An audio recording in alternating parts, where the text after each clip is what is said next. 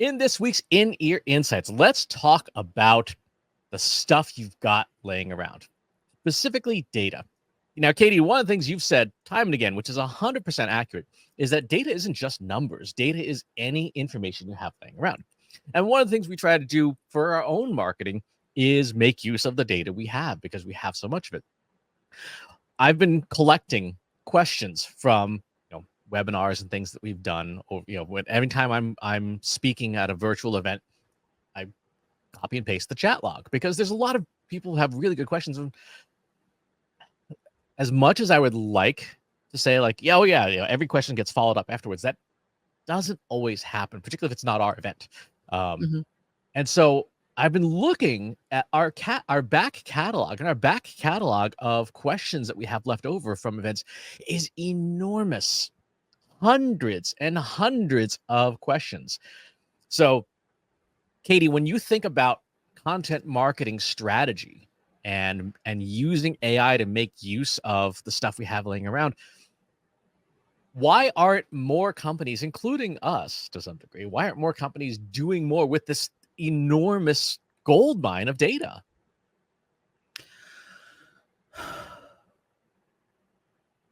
In my experience, the qualitative data feels daunting to try and analyze. And so when you have the quantitative data, the numeric data, there's something, at least this is the way that I've understood it. And when I've worked with other data teams, it's quote unquote easier to put all of the numbers in a spreadsheet and get them to make sense. It's not the same process for getting, feedback and sentences and unstructured data. And so that's the stuff that's like, yeah, we totally should collect it, but we don't know how to analyze it.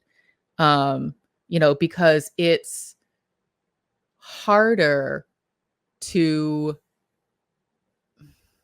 I guess, what am I trying to, basically, like, math is a language, but math is a language that isn't open to interpretation. There's no like slang.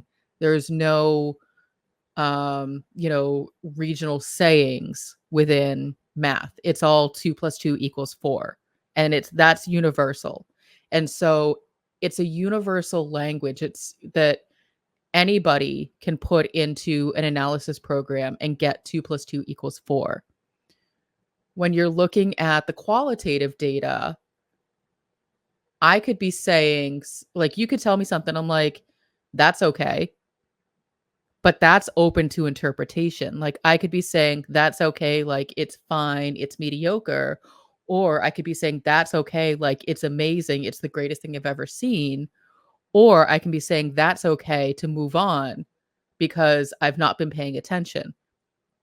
And it's really hard to find one single program to interpret language like that. You and I, we could be saying the same thing, but we're going to use different language to explain something. Or we can be using the same language but have different meaning because of our own personal experience. So I think that's, there's a lot of underlying reasons why the qualitative data, the gold mine, it feels daunting. It feels overwhelming to try to make sense of it because it's not like math where 2 plus 2 equals 4. It's really wide open to interpretation. And one of the things we know about AI is that it's not good at understanding things like sarcasm. And so somebody could be like, oh, that was really great. Thanks a lot for that. And the system would be like, great, that's a positive sentiment. When really it's a negative sentiment because they're like, you guys suck. But they gave us a sarcastic comment instead. So I feel like, I don't know if I'm fully answering your question, but I feel like you're right. We're all sitting on a lot of qualitative data, from social media, from emails, from, forums, from blog responses, from other content. How do we put all of that together in a way that we can understand it? I think part of the issue too is also just the sheer scale of processing what you do with the data. So here's what I mean.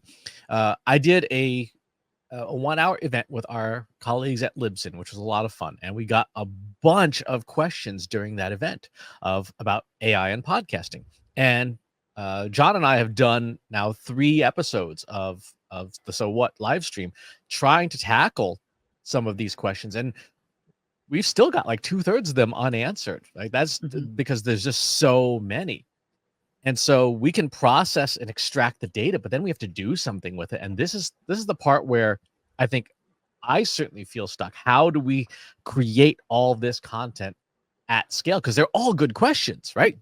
They're all questions like, how can I protect my podcast content when using AI? Or I'm suspicious of AI. How can I approach AI and podcasting safely and effectively? And there's obviously very tactical questions like, what are some of the tools to do this, that, or the other thing? And this is one of now 10 different files that I've extracted from questions we have laying around. I don't think we have enough time in the day to create all this content.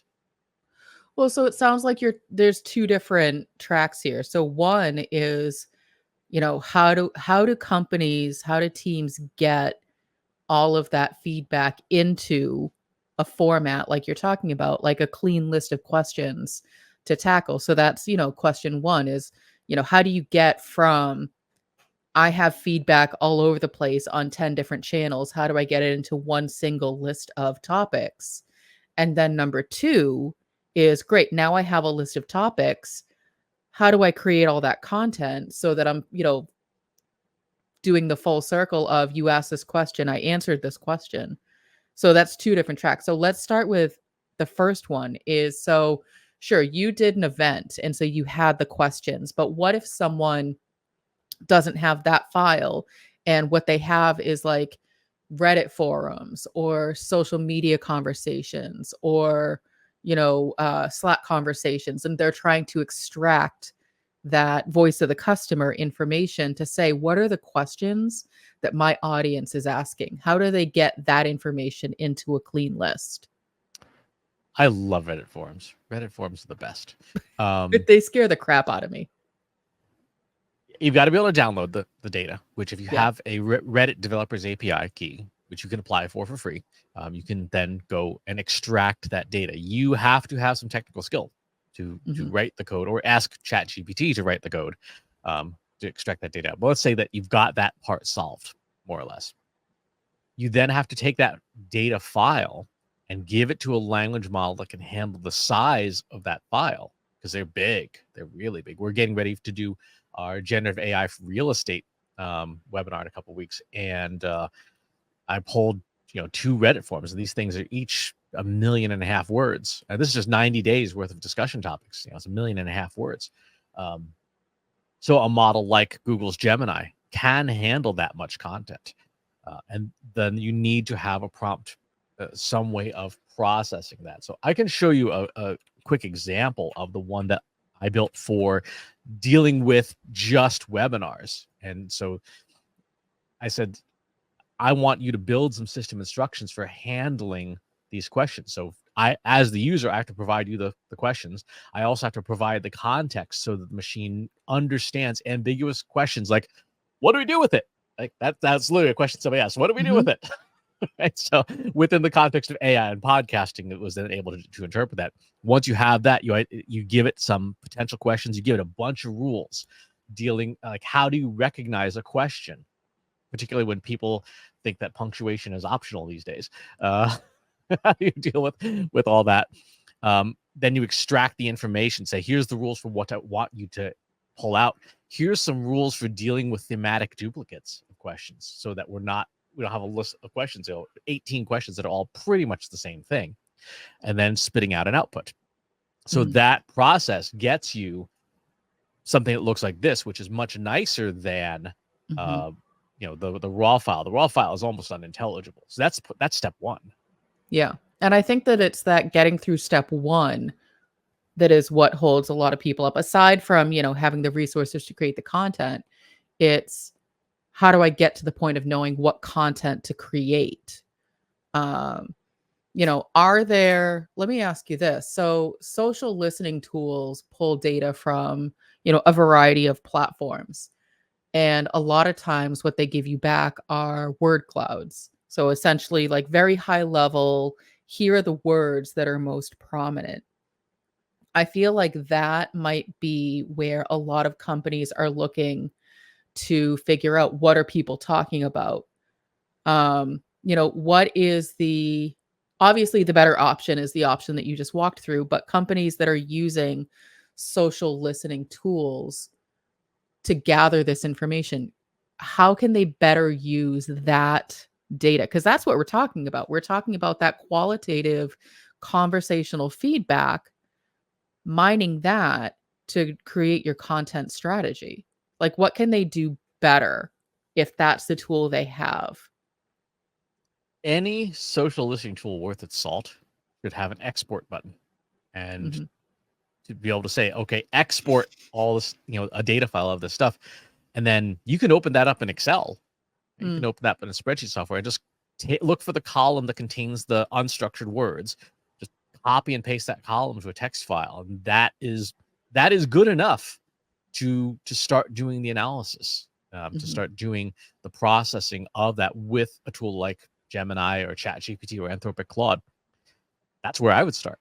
Same for like your customer service inbox, right? Your customer service inbox. If you have an email program like Thunderbird, for example, that can export a mailbox as just a big old text file, you push that button, hit dump it out, and then there you go. I mean, we actually do that for one of our clients. I will take my inbox just for that client, dump it in a secure LLM, and say, just tell me what I did this past month for this client, so that we can put it in the report. Mhm. Rather than me having to go back through every email and say, okay, well, this is what we did. Like here's, and the machines can do that. It's so the export button is probably the most valuable button there, rather than using the built-in analysis tools, which are never going to be as good. Mhm. All right. So let's say I have my file, I have my questions, I have my topics. So now what you're saying is there's not enough hours in the day to create this content. When you say that to me, my first thought is okay, so we need to prioritize it. How do we prioritize it? Well, we need to do some work on our side to say, well, what do we know best? What things do we actually want to be known for? Because you're right, we can answer every question, but that takes a lot of resources. Do we need to answer every question? Probably not. And there's probably some questions that can be combined. So, how do we start to prioritize and tackle from your viewpoint? Again, I would personally use generative AI for this. Huge surprise. I would take something like our ideal customer profile, and I would say, Mhm. here's our ideal customer profile. Here's a list of questions that the general audience has asked. Rank and sort this list of questions by which ones would be most valuable to our ideal customer profile. That's how I would approach it. How about you? I would add to that our keyword list of what we want to be known for. So, we can't forget that we need to be doing basic, SEO work. So, topics and keywords and all of that good stuff. And so I would say starting with our ideal customer profile is definitely a good place to start. And then also including, since we're talking about our content strategy, also including, our anything we have in terms of our SEO strategy, in terms of here are the topics that we want to be known for. Here are our services that we provide, and sort of starting to do all of that matching to say, great. So based on, these top 3 keywords that you want, based on your services, based on the pain points of your ICP, here are the 6 questions you need to answer this month. Like that to me is a useful output because it cuts down the list of like 30 questions to just a few. It's like, okay, I can answer those 6 questions probably in 500 words or less and put that up on our website and then on social. Hmm. Another option too, and this is something you have to be very careful with, is if you've already got a large corpus of data of things that you've already done content for, you can put that into a language model and say, here's what we've already done. For these questions that we haven't done yet, infer the answers, right? So if you have 3 or 4 years of content, hundreds of YouTube shows and podcasts and things, there's a good chance that there's enough knowledge there from your unique point of view that a language model could infer a correct answer. And then it's just up to you to proofread it to make sure it is in fact correct. Well, yeah, that's the big caveat is you, the human, still have to edit. Um, I've found, and maybe it's just, a matter of how much information the large language models have, is that even, with the Katie GPT version, it still needs heavy editing because there's a lot of sameness. Same with our ICP um, GPT model. I tend to get the same things over and over and over again. And to me, that's just not overly helpful because I, the human Katie, would not necessarily say the exact same thing over and over and over again to answer 10 different questions. So that to me is the sticking point of using generative AI to answer the questions. I think it's appropriate to use generative AI up until the point you're generating the content. But I personally feel like then the human should be the one generating the responses. You can then give that information back to the model to increase its knowledge base, but you're still going to run into the sameness issue. We may have a fix for that. And if you're curious about that, you're going to want to tune into our live stream at trustinsights.ai/YouTube. Thursdays at 1 p.m. Eastern. Of course, the replays are always available on a YouTube channel. We're going to be talking about rebuilding Katie GPT to be better, faster, smarter, and all those things. I will say that I've been doing a lot of experimentation with the generation of text from existing knowledge. And those are instances where it does a much, much better job. So I'm currently writing the second version of my woefully incomplete guide to generative AI. And what I've done with that is taken 2 years of YouTube videos, a year and a half of newsletters, etc. And I've told the model, instead of trying to write net new stuff, I want you to literally plagiarize my exact words from my keynotes and things, and just steal literally word for word wherever possible, and just use your language capabilities to sew together the grammar. And it's doing a fantastic job because all it has to do is essentially copy and paste, as opposed to try and create something net new. And it definitely sounds more like me. It uses the exact case studies I use in talks and things. So I think this is another angle when it comes to the data you have laying around. If you've got a lot of data laying around, models may be able to very easily assemble that. So I think I told you about this last week, but you were on holiday. I built a version of Notebook LM that just has all your newsletter stuff in it. And so it will only spit back things you've said. It will not write anything net new. And so there's a historical Katie in that tool that you can ask, like, well, what happened with this, or how is this? Anytime you want to ask about like the 5 Ps, it has a lot to say. Anytime you want to ask about something that you've never written about, like account-based experience, right? It's like, I know nothing about that. There's nothing in the training data you gave me. So I think that's another great option for using the data you already have. But this is all assuming that, teams know how to build these things, that they have the technical skills to put these language models together, right? Like, is this a technical project or is this something that someone with my technical skill set could handle? For using a tool like Notebook LM, you would definitely have no trouble doing that. The hard part for you would be getting the data together. Data governance matters a lot. Knowing where your data is matters a lot. Knowing what format it's in matters a lot. If you can get over those hurdles, Notebook LM is just drop the files in and talk to it. It's funny how new tools don't solve old problems. I heard that somewhere sometime.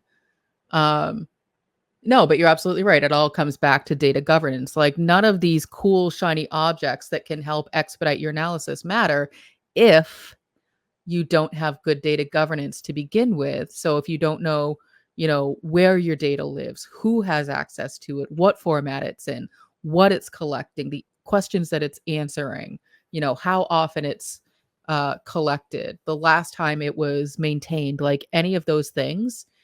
None of these tools are going to help you.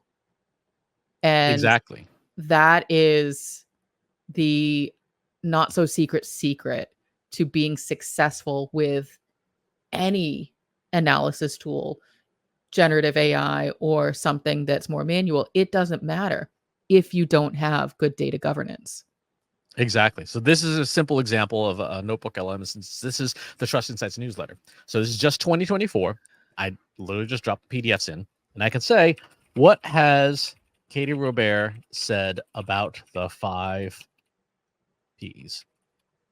And it will only reference things that are in the data set we provided. So it's not going to, the advantage of this particular tool is that it is much less capable of hallucination because it's been given very specific rules that you may only rely on data that you have in here. So it says, here's what, Kate Barrera created the 5P framework. She encourages people to use the framework to get organized. And what's really nice is you can then tap in on any of these things and say, where did this come from? It'll show you the exact newsletter it pulled that answer from. Hmm. And it's Interesting. it's a very simple tool. No sophisticated prompting needed because it's just a Q&A tool. And it doesn't do a great job of generating new content because it's literally just parroting everything you said, but it does a good job of looking up what you've done. And if you wanted to create things like study guides, you could certainly do that, where we'll create a study guide for you of like, here's what's in it, or here's a briefing document of what the Trust Insights newsletter is about. Hmm. So again, you're using data. I find it unironic that I've written about data governance 14 times this year. Uh-huh. It's almost like it's important. Exactly. But that to me is a really good use of the data you have. Like if you're unsure how to get started, even use a highly restricted tool like this and say, okay, what have we already done? So to go back to your question, I feel like this, so this isn't writing for you. This is really just mining the data that you have. And so that I feel like when you get into well, we have hundreds of questions to answer. I don't think we have the resources. I feel like rather than thinking about it like, well, let me ask generative AI what to write for me. If you have like all of those assets, like the YouTube transcripts, the blog posts, all of those different pieces of content, what you just showed with that notebook LM is a really good option because it's telling you what you've already written about those things and you're just repurposing the existing content. So, you know, uh, someone says at a very high level, like, oh, Katie, what are the 5 Ps? I could say, here's everything you need to know about the 5 Ps, but I'm not having generative AI write for me. It's literally just extracting the information that I myself, the human, have already written. That to me, that sits better with me than asking generative AI to write it for me. It's literally just pulling what I've already written, which is there's a nuance there, but I think it's an important one. Yes, it's a very important nuance from a legal perspective because Mhm. one of the things that, and again, we're not lawyers, so please contact an attorney if you have questions about your specific situation or need actual legal advice. We cannot give legal advice. My understanding is that when you use generative AI tools with existing data and it's making a derivative work, right? You can very clearly see, this chapter of my book is literally right from my keynotes. Because it's a derivative work and not a transformative work, the copyright is retained. So even though a machine created that chapter, because it is so clearly and obviously derived from my original words, it would pass a sniff test in a court of law to say, like, yeah, that's clearly Chris's writing, so it retains its copyright. And so if you are Mhm. using your existing content and your existing data to create new stuff derived from your existing stuff, you retain the copyright for it.